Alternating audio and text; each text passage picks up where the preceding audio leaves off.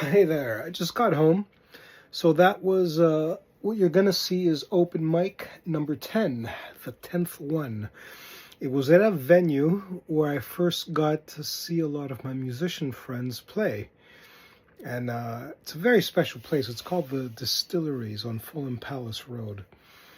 And it was part of the whole Mike from Acoustify was the one who set it all up. It was wonderful.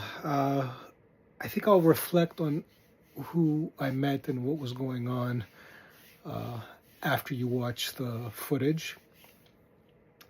Overall, I feel better about what I did than 2 nights ago. That was, if you had seen it, not good. But this was my longest complete set, actually. 2 full songs, just like Tom Thumb's Blues, Bob Dylan, Words by Neil Young, and then the full Desolation Row. A couple of flubs with lyrics is the best that I could remember. Same right hand issues, but I'm going to elaborate on some of the good aspects, not just the bad, after you watch the concert footage. So leave it at that. And I need to get to bed because it's 1:45 and I got bitches to walk tomorrow. God bless. That sounds great. All right, ladies and gentlemen, come on, let's put your hands together. Like this. This is how it is.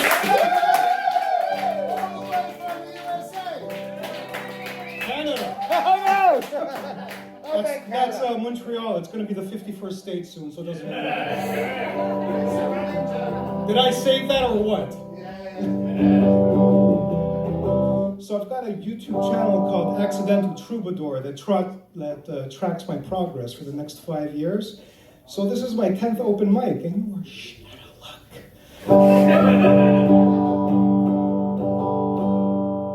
If you're walking in the rain in Juarez and it's Easter time too, and your gravity fails and negativity don't pull you through, don't carry the airs if you're walking down Room Avenue. They got some hungry women there, man, they'll make a mess out of you.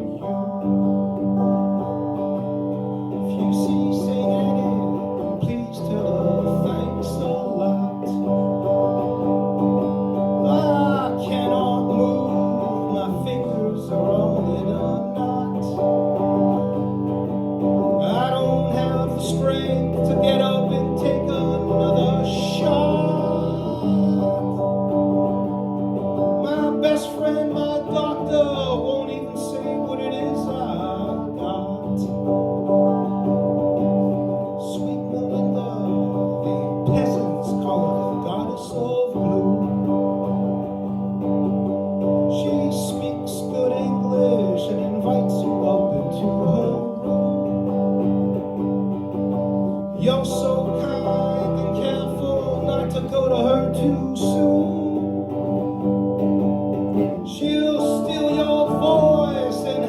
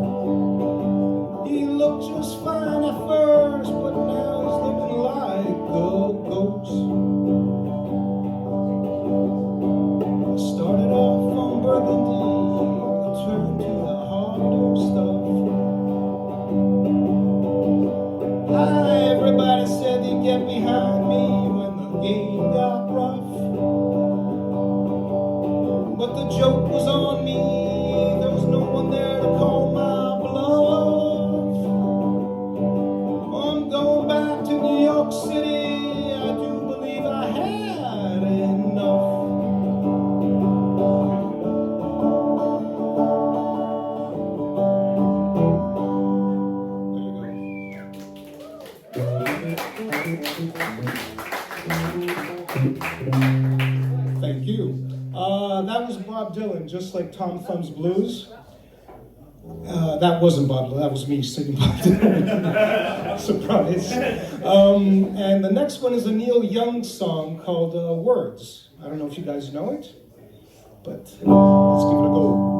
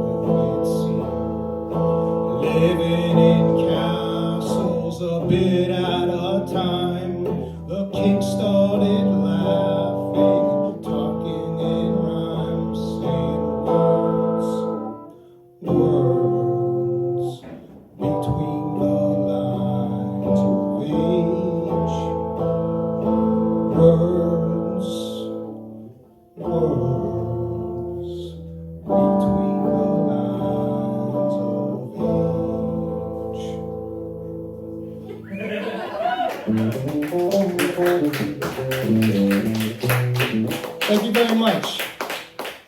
Now, this will take endurance on your part. It's a 10-minute song. I'll reduce it to 9. I'm not going to torture you too much. Yeah, you're going to time me, aren't you? So this is Desolation Row. This is 10 verses, 12 lines per verse. So it's a beautiful 120 lines of music. And I'm going to act like I know them.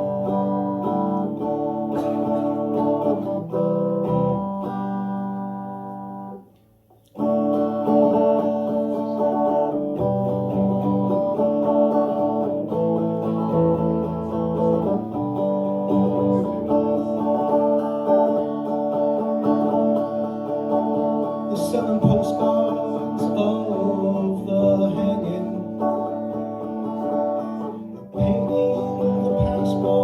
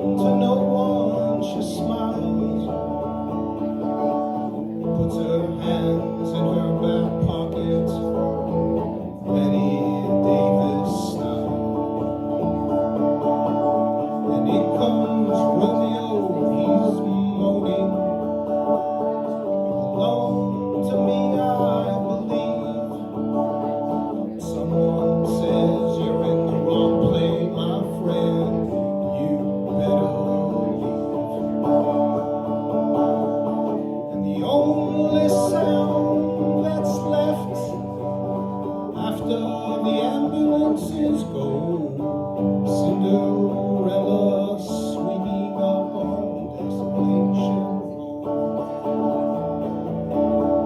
And now the moon is almost hidden. The stars are beginning to hide. The fortune-telling lady is taking everything inside.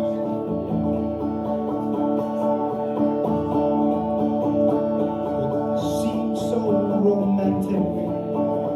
She wears an iron vest. Profession is her religion. Sin is her lifelessness. Though she may look upon Noah's great rainbow, she takes her time peeking into Desolation. Einstein disguised as Robin Hood. There's memories in a trunk. Passed away an hour ago with his friend, some jealous monk.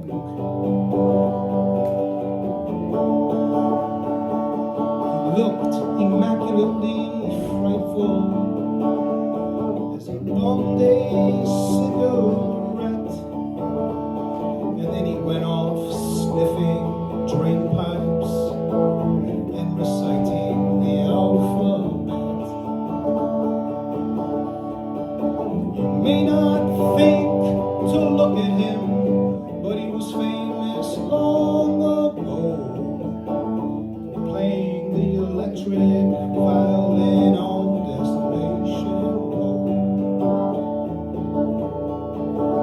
Dr. Filth, he keeps his world inside of a leather cup, but all his sexless patients are trying to blow it up. His nurse, some local loser, she's in charge of the cyanide home. She also keeps the cards that read have mercy on his soul. They all play the penny whistle. You can hear them blow. You lean your head out far and off on Desolation Road. Across the street, they stapled the curtains. They're getting ready for the feast. The Phantom of the Opera, a perfect image of a priest. They're all spoon-feeding Casanova to make him feel more assured. They'll kill him with self-confidence after poisoning him with his own words. And the Phantom shouts to skinny girls, "Get out of here if you don't know. Casanova's being punished for going to Desolation Road." At midnight, all the agents and the superhuman crew come out and round up everyone who knows more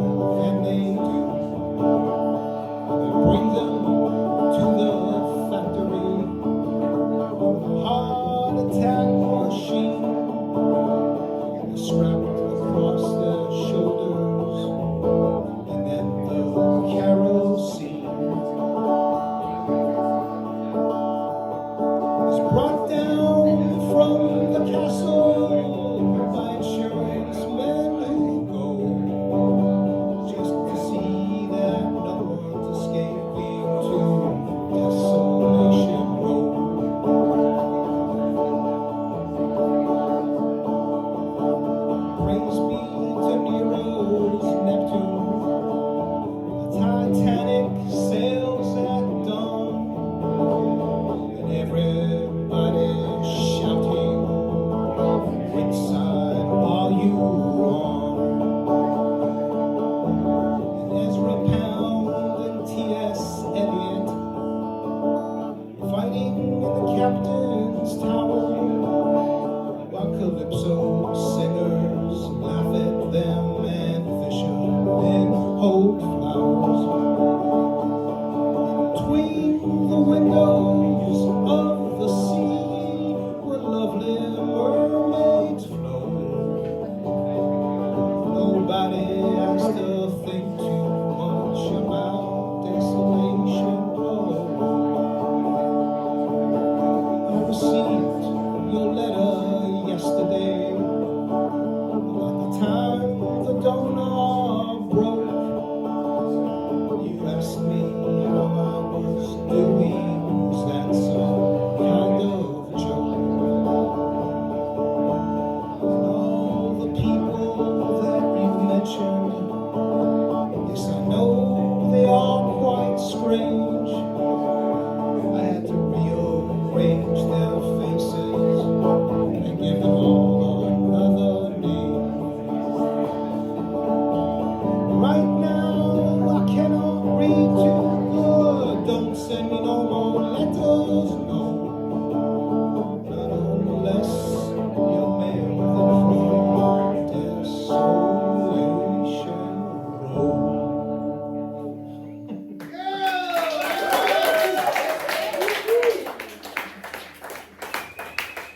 I said it was long. Come on, let's do it one more time. Let's do it. All the way from Canada, our 51st state. We got coal miner. Good morning. So, open mic number 10 happened last night. Again, it felt worse than it really was when I was watching it. I mean, clearly, it's a typical open mic performance. But, no, I felt a good stride with the rhythm. Obviously, it still went all over the place here and there, but I recaptured fairly consistently. But one of a few patterns that I noticed was, if I look into someone's eyes, there was a woman in the audience who was actually, she got my attention. It wasn't even an attraction. There's just something about the way she looked at me that got my attention. And I thought, okay, why don't I look directly at her when I'm doing it? But I found it was distracting. I flubbed the lyrics here and there, whereas in the past I flubbed them because, well, I guess for the same reason, I wasn't present. And as a consequence of looking at her in the peculiar way she was looking at me, it just took me out of the flow of the song. I think one of the secrets is that I've never had a performer look directly at me. So maybe it's a typical thing for performers not to look too long at someone. Maybe, I don't know. I guess I'll find out as time goes. But there was just something compelling about the way she looked at me, and I felt I was not the need. I guess it was just the reflex of looking back, and taking real curiosity into the how and the why. And I noticed for the rest of the evening she wasn't looking at me. You put that, who knows why that was. But clearly this was an amateur's performance yet again. It's open mic number 10, and I just had the idea earlier that it might be a good idea for me to reflect on the previous 10 open mics going forward. So every 10 open mics, like here we have 10 that I'm going to be posting that you're watching now, and open mic 20, 30, 40, 50. It might be telling to reflect on what I learned. That will involve looking at the performances of 1 through 10. So I guess it's, I don't know, maybe a couple of hours of work. I don't know, maybe less. It's 10 performances, 20 minutes each one, 200 minutes. It wasn't 20 minutes each, some were 10. So yeah, it is about 2 hours. So it's time well spent. Sit down with a notebook, take some notes, and then share them in a post, probably on Sunday evening. Because I'll need a bit of time. I'll be doing it like in half-hour bits as I get on with my day. So that right arm needs work, man. It really does. I'm comfortable on stage. It seems I like the way I engage the audience. I've got a bit of humor in there. I'm not pretending to be something I'm not. I tend to take it all with a grain of salt, really. And if you think otherwise, tell me if you're picking up on any nervousness. But I did notice in the previous one, Open Mic 9, I tend to laugh after I make a joke. So I kind of laugh at my jokes. Or laugh at my insights, or whatever you want to call it. And that is not something that's cool. So I'll be mindful of that going forward. So reduced eye contact, make it broad, look at everyone intermittently, a little bit at a time, and then just focus on the playing. Remember, these songs have a lot of meaning. And if I take my head and my body out of that, it's going to affect the performance. My vocals, it's a process. I mean, like anything else. I feel like my vocals are getting better. I need to be more mindful of what tone I keep throughout the song. I seem to be doing pretty well with some intonations and not so well with others. With lyrics, I'm going to focus a lot more now on where to add those little accents. I seem to have been doing it intuitively, and it's kind of like a hit or miss, and most of them are hits from what I've seen. But the misses are big misses, so I'm not sure whether the few misses outweigh the impact of the positive hits. And without overthinking it, it really just comes down to me figuring out a way to feel the song better. My body's up on stage, so it's not just me singing and just strumming a guitar. My toes are on stage, my ass is on stage, my shoulders are on stage. Every part of my body is on stage, and I need to use it. And I need to be conscious of the song. The song has to come from me entirely, right? Physically, emotionally, I connect to all these songs in a spiritual way. I don't think I'm ever going to sing a song that I really don't connect to. I'm not interested in playing anybody's hits. I'm told I'm playing, old man music. Well, I'm 55, and this is the music that speaks to me. You're not going to hear me do a Taylor Swift song or Robbie Williams. Robbie Williams is pretty old too. But you're not going to hear me do any of the modern songs unless I truly connect with them. Master Plan by Oasis. That song really speaks to me. I know it off by heart, but for some reason I can't seem to play it in a key that suits my voice where it is right now. But that performance last night at the distillery in Fulham Palace Road was special. Like I said to you before, you saw the footage of the open mic. I used to watch my friends there. And now these same friends, they're touring musicians. They're guitar teachers. They're family men, they're just a completely different tribe now. Not a different tribe, but just different people now. I mean, they're still part of my tribe. I have my WhatsApp group with a couple of friends of mine, and it's a big deal in my life to have them in my life. They're like a wealth of knowledge and insight and wisdom. One friend, he's telling me stay away from the long songs because I need to just play the 3-minute songs and stick to that and get those right. But I'm not interested in that mechanical approach. What he's trying to say is that I'll develop faster developing 3 songs, right? But am I going to develop better? I like the idea of taking longer to improve at something because I'm choosing a tougher mountain to climb. The difference between that and a mountain is if I fall off a mountain, I'm dead. if I screw this up, well, I just screw it up. And it gives me more information as to how to improve.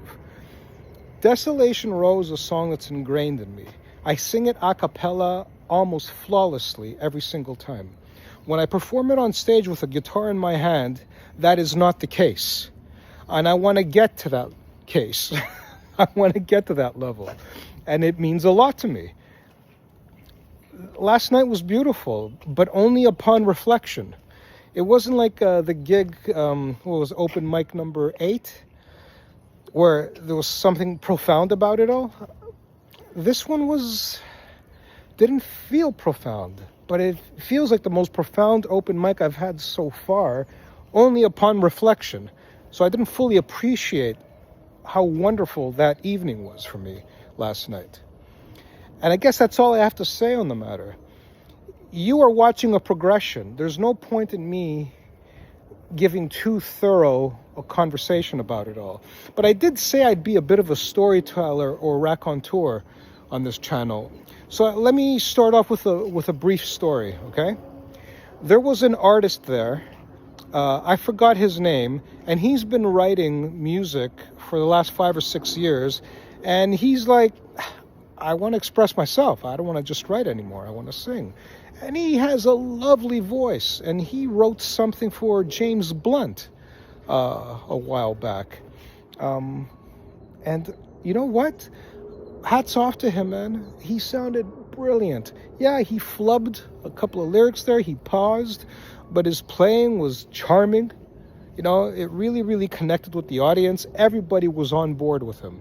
So he clearly, as a consequence of being around that tribe, much of it rubbed off on him. I'd say he was what, in his very early 30s, very late 20s, somewhere around that range. And what else? There was another one. I think he studied classical first year, and he just fantastic ear. You know, Mike, the person who does the open mics, he wrote a new song, and it was a lovely tune actually. But in the background, I hear this guy with his classical guitar, you know, nylon strings, and I'm thinking, oh my goodness, he's playing in the key that Mike is singing and playing in. You know, Mike just had his acoustic guitar and voice. But in the background, I'm like, oh my God, this is interesting. Mike looks back to him, oh, you know it. Mike just wrote it. But that guy's ear is so well developed. So after the song, I walked up to him and I said, man, you knew you were completely in tune with him. What key is that song in? And he had to stop and think for a second. So he was literally going where his fingers listened to where his ears went. It was just bizarre, but he said F sharp minor. Wow, he wrote a song in the key of F sharp minor, and this guy was able to pick that off. It's almost as if he wasn't thinking it was the F sharp minor when he was creating the lead parts for that to accompany Mike's playing. And we heard it because it's a small room, right? So if you were close enough to that guy, you could hear what he was doing. Yeah, it was really, really cool, man. I had a good time. So yeah, it's 11 minutes, but look, I did say that this channel is going to have its, you know, musings and rants, and you either watch or you don't. But this is, again, part of a 5-year journey, and it only started last July. And between the first open mic and the second one, 6 months passed. July, August, September, October, November, December, almost 7 months, 6.5 months passed before my second open mic. What was it, January 20th or 21st or something. So I've been open micing ever since. You know, I've been doing anywhere from 1 to 3 open mics. And this was the 10th. So that's it for now. I've got another open mic on Monday and another one on Thursday with Mike, the promoter from Acoustify. So that's it. Love to all. I'm just waiting for the boss man to come with my bitches. And we're going to go for a walk in the forest, chill, unwind, and hopefully they're not going to bite my hands off because my guitar playing is challenged enough as it is. Bisous, bisous.